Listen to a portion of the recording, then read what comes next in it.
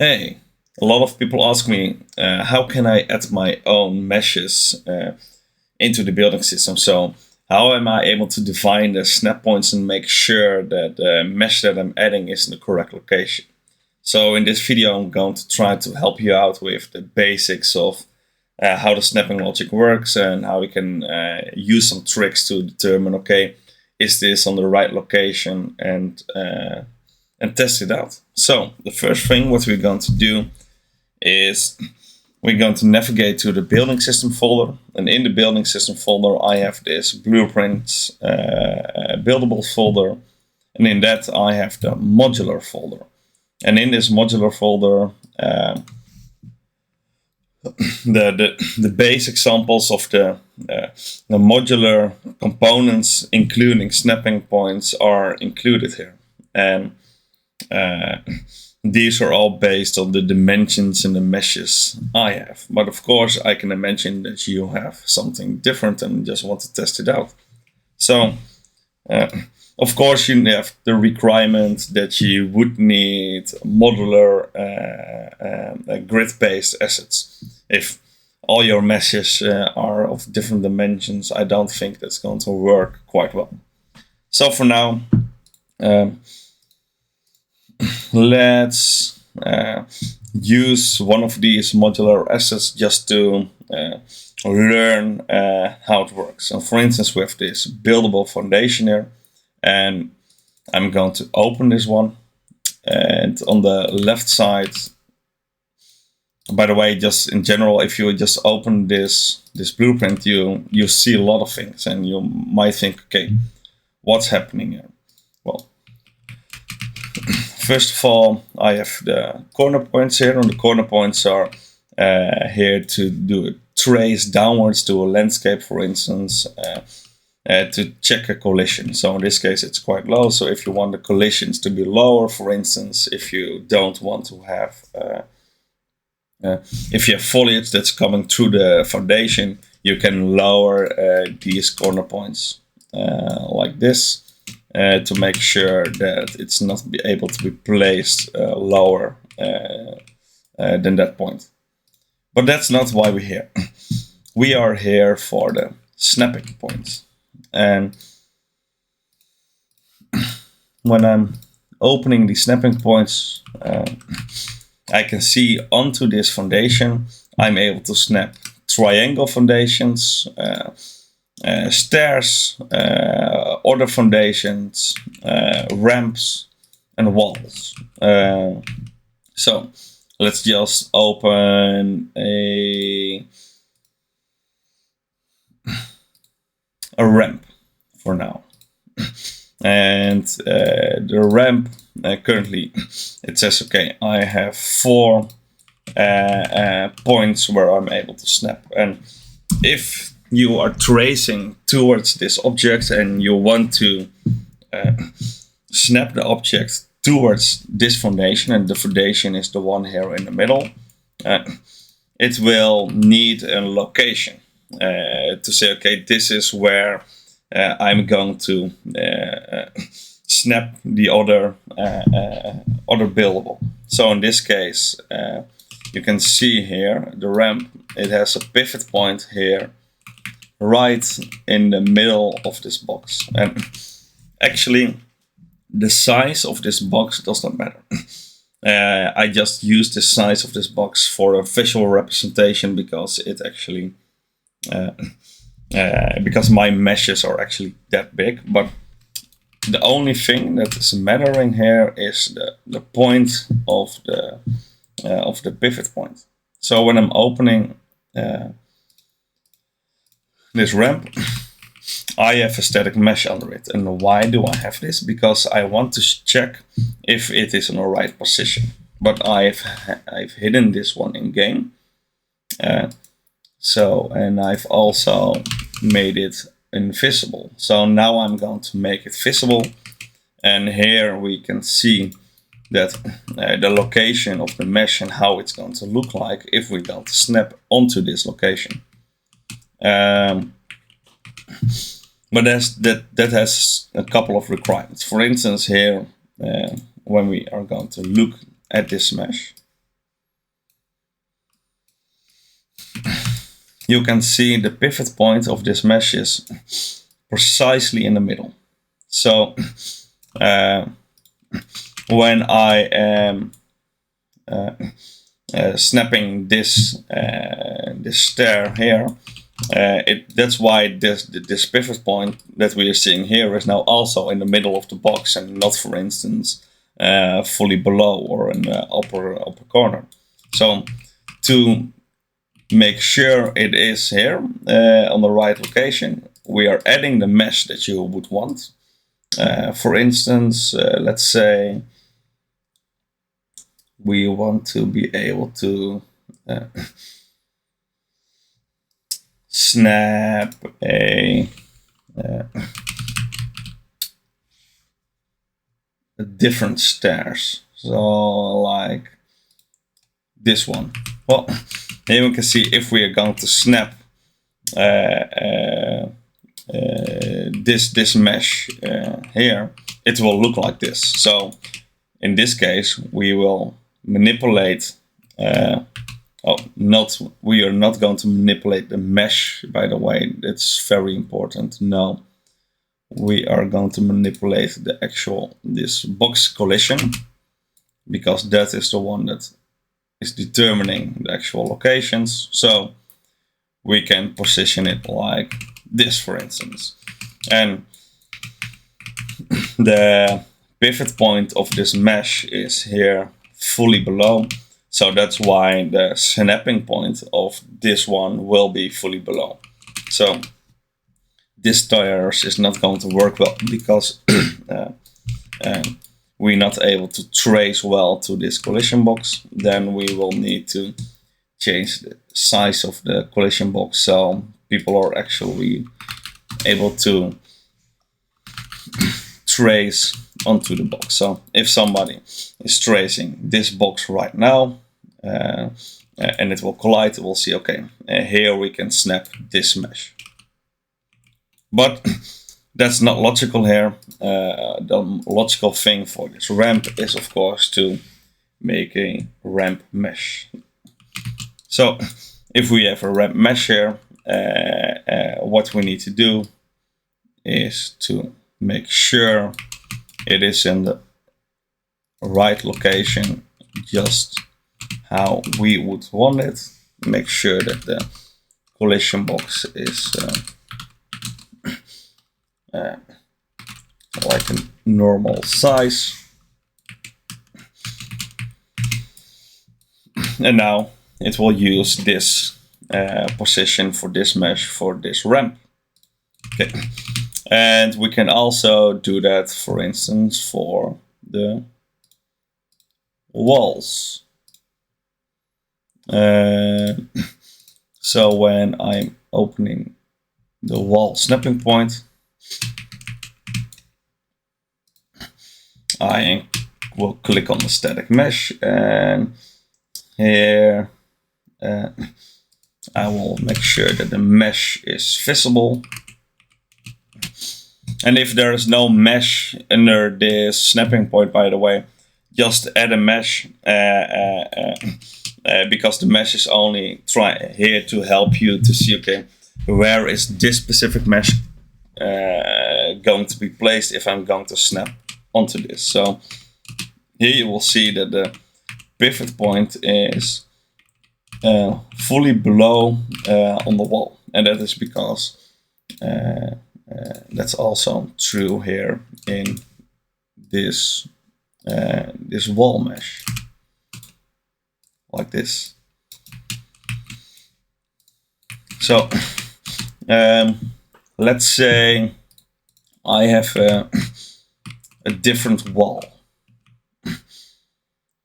Let's say this growing plot is a wall. That's a mesh that we have. So I will make sure that my mesh is here. And we can now see, okay, the wall that we currently have is apparently not on a good position. So what we are going to do is we are going to make sure that it is positioned correctly. And in this case, we are going to position it like something like this. We need to change the boxy stance extents. In this case, we need to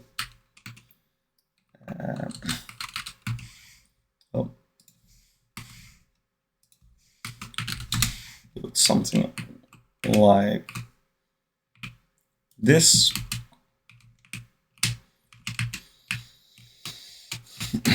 And if we are now using a growing plot as a wall mesh, it will be snapped like this.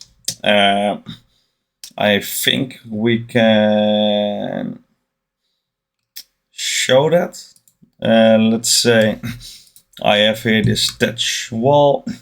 I will make the touch wall the growing plot large. And I've only done one, but here, this one. For instance, that snapping point we didn't change. That one we didn't change. That one also not. For this one we place like this. So we now have a growing plot as a wall. And we can all already see how it's going to look like by using this method of enabling this static mesh here in this modular component. Try to place it on the right position and seeing how it looks like, right? But to be fair, I don't think it is good to have all kinds of different meshes combined together. You will need to have a structural method. For instance, in this case, the pivot is in the bottom of the growing plot, but it is also centered. It's not, for instance, and we also needed to turn it. So if you have modular components, please make sure that all the modular components have a uniform way of using pivot handling and also a uniform way of rotations and scalings and the other dimensions, because that is eventually going to be very helpful. Then the last thing, and that's about the walls, the roofs. And currently, when I have a roof like this, because this is actual the roof itself, and I have made it so that the roofs are only able to be snapped onto the sloped walls, and we can see that right here, because this middle part is the sloped wall. That's the one that's being placed, and these two meshes are the ones that I use as an example of where the mesh is going to be if you are going to snap a roof onto the slope wall. So in game, this one will be hidden. Let's make this one not visible at this moment. So, for instance, we have our own roof mesh, and let's say our roof mesh is going to be, let's just do the growing plot again, like this. So here I have the box that is being traced to, when you look at this box, it will place the roof onto that point. So now we will need to make sure if we are using the growing plots as a roof. Let's make this 5 degrees. Oh, was the wrong one? Like this. We want to know, okay, where is this going to be positioned? So again, use the same method. Make sure to click your mesh here and position the box, not the mesh, on the right level. So I'm also going to do that for this one. Let's say growing plot, large, and that one we will make visible. We will rotate it and snap it. So now if we are going to use for the sloped wall right, and if we're going to snap a roof onto that, let's make sure that that is the growing plot right now. And let's get the thatch roof sloped and make that the growing plot large. Let's also do that for the half, like this. And it was the wall sloped right, so we need to make sure that we are going to use the wall sloped right. Now I will put the wooden wall here, wall sloped right, like that. And now we are going to use a sloped roof onto this roof, like this.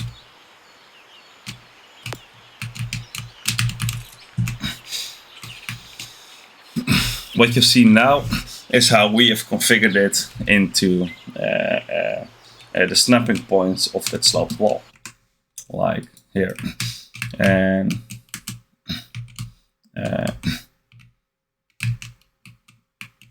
yeah, so that's what we have been doing right now. So that's how you're actually adding your own snapping points. And let me take a quick look onto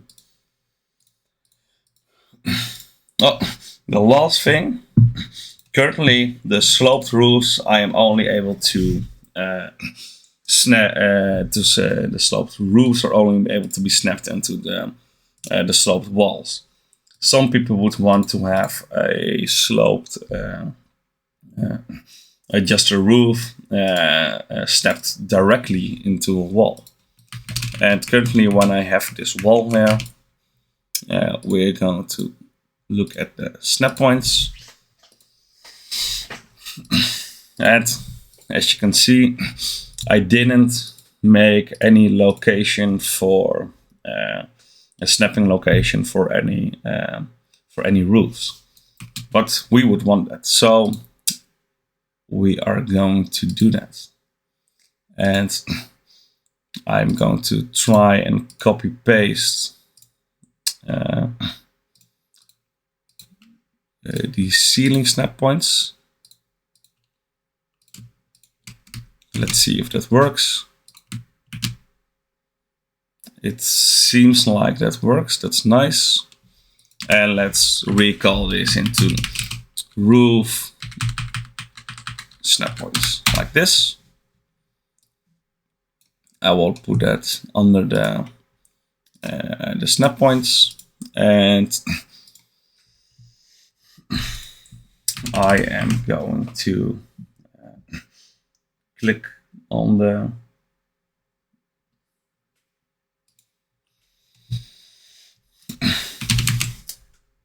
slopes on the roofs, like this. I will make it visible. And here I have another roof.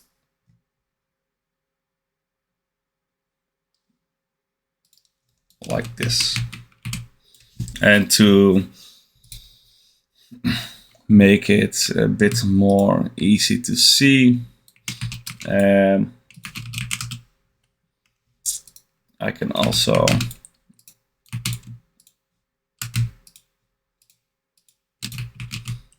make sure that all the other meshes, all the other snap points are not visible. So now we only have the wall here onto which we want to snap these roofs. And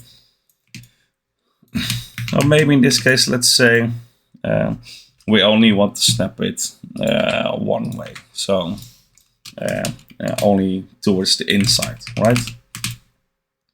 So here I have the ceiling, I have this ceiling snap point, and I am able to position this one like this. Yeah, okay, it's okay for now. And this is the collision box towards the player needs to look at right now to make sure this roof is snappable there. And what we need to do now is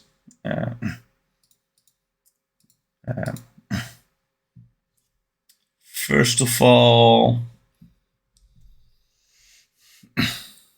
I think, let me check for a second. For the ceilings, I have a trace channel to block off the trace ceiling triangle. And here for, let's, by the way, rename this to roof snap. And find the roof, and I think